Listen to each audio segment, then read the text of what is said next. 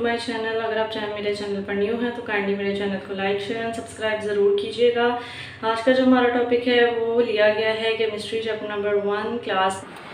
अच्छा जी स्टूडेंट्स, हमने जो है वो अपने प्रीवियस वीडियो में जिस चीज़ को स्टडी किया था वो आप जानते हैं कि हमने साइंस केमिस्ट्री मैटर और इम्पॉर्टेंस जो है वो केमिस्ट्री की अपनी डेली लाइफ में उसको स्टडी किया था। उसके अलावा हमने ब्रांचेस स्टार्ट की थी।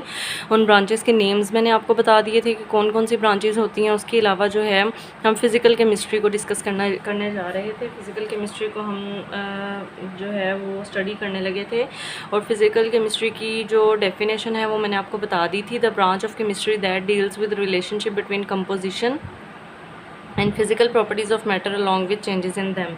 ठीक है, इसका ये मतलब है कि क्या रिलेशनशिप है मैटर की कंपोजिशन का और उसकी फ़िज़िकल प्रॉपर्टीज़ पे उसका क्या इफ़ेक्ट होता है और फिज़िकल प्रॉपर्टीज़ के चेंज होने से उसकी कंपोजिशन में क्या फ़र्क आएगा या क्या चेंज आएगा, तो उसको बेसिकली हम लोग फ़िज़िकल केमिस्ट्री का नाम देते हैं। यानी क्या, मैं आपको एक एग्ज़ाम्पल से अगर ये बताना चाहूँ तो आप ले लें फॉर एग्ज़ाम्पल कैल्शियम कार्बोनेट है। ठीक है, कैल्शियम कार्बोनेट है, उसको हमने हीट करना है।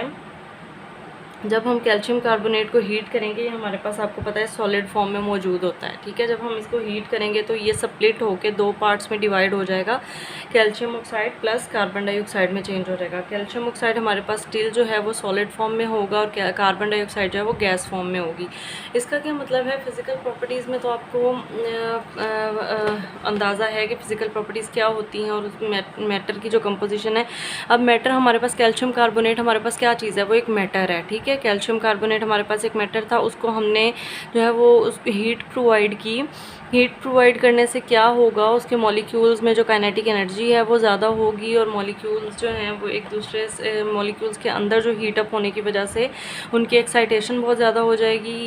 ये जो मॉलिक्यूल होगा हमारे पास दो पार्ट्स में डिवाइड हो जाएगा, सेपरेट हो जाएगा, जिसमें से एक पार्ट जो है वो हम कैल्शियम ऑक्साइड कहलाएगा और दूसरा पार्ट जो है कार्बन डाइऑक्साइड की फॉर्म में जो गैस है वो इवेपोरेट हो जाएगी। ठीक है, अच्छा जी, इसकी इम्प्लीमेंटेशन का क्या मतलब है, हम लोग इस तरह से इसको कह सकते हैं, अगर हम अपनी वर्डिंग में बताना चाहें, the properties such as structure of atoms of formation of molecules, यानी कि behaviour of gases, liquids and solids and the study of the effect of temperature और रेडिएशन ऑन मैटर।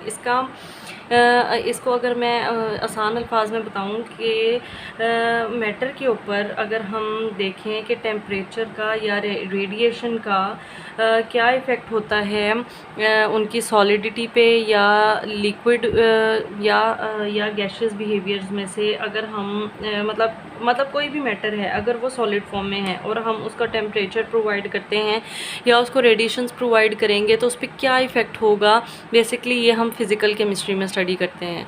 यानी कि आपको मेरी बात की समझ आ रही होगी कि कोई भी मैटर है जब वो अगर सॉलिड फॉर्म में मौजूद है तो अगर हम उसको रूम टेम्परेचर की बजाय जो है वो ज़्यादा हाई टेम्परेचर प्रोवाइड कर दें तो ऑब्वियसली मॉलिक्यूल वैसी हालत में नहीं रहेगा जैसी हालत में वो पहले से मौजूद था।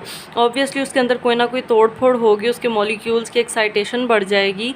उसके मॉलिक्यूल्स की एक्साइटेशन बढ़ने की वजह से क्या होगा कि वो स्प्लिट होना शुरू हो जाएगा, उसके एटम्स जो हैं वो एक दूसरे से स्प्लिट होना शुरू हो जाएंगे।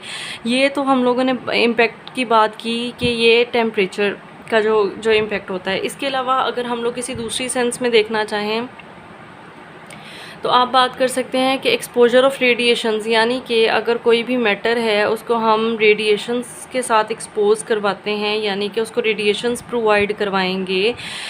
कोई भी रेडिएशंस हो सकती हैं, इंफ्रारेड रेडिएशंस हो सकती हैं, विजिबल रेडिएशंस हो सकती हैं। हम कोई भी रेडिएशंस का एक्सपोजर करवाएंगे तो मैटर के ऊपर क्या चेंजेस आएंगी, उसके ऊपर क्या इम्पैक्ट्स होंगे, तो वो बेसिकली हम लोग फिज़िकल केमिस्ट्री में डिस्कस करते हैं। ठीक है, इसमें और भी चीज़ें आ जाती हैं, सिर्फ हम टेम्परेचर या एक्सपोजर ऑफ रेडिएशंस के अलावा प्रेशर का इम्पैक्ट भी आ सकता है। ठीक है। अगर हम प्रेशर प्रोवाइड करते हैं, आपने देखा होगा कि कोई भी सॉलिड चीज़ है उसके ऊपर बहुत ज़्यादा हाई प्रेशर अप्लाई करेंगे तो ऑब्वियसली उसने टूट ही जाना है, ठीक है, टूट जाना है। या अगर जैसे लोहे की एग्जांपल ले लें, अगर वो टूटेगा नहीं तो ऑब्वियसली वो बेंड जो है वो फ्लैट शीट्स की फॉर्म में कन्वर्ट हो जाएगा अगर हम हाई प्रेशर उस पर अप्लाई करेंगे, या वायर्स की फॉर्म में कन्वर्ट हो जाएगा। तो कोई ना कोई चेंज उसके अंदर आएगा ज़रूर, ठीक है। तो इस सारे जो इम्पैक्ट्स हैं इनको हम लोग स्टडी करते हैं फ़िज़िकल केमिस्ट्री में। इस फ़िज़िकल प्रॉपर्टीज़ समझ लें, फ़िज़िकल प्रॉपर्टीज़ में क्या चेंजेस आती हैं अगर हम लोग, या कंपोजिशन में क्या चेंजेस आती हैं अगर हम कंडीशंस को चेंज कर दें तो, ठीक है। आई होप आपको इसकी समझ आ गई होगी कि फ़िज़िकल केमिस्ट्री क्या चीज़ है। हम इंशाल्लाह ताला अपने नेक्स्ट लेक्चर में मज़ीद ब्रांचेस को लेके चलेंगे आगे। टिल देन अल्लाह हाफ़िज़।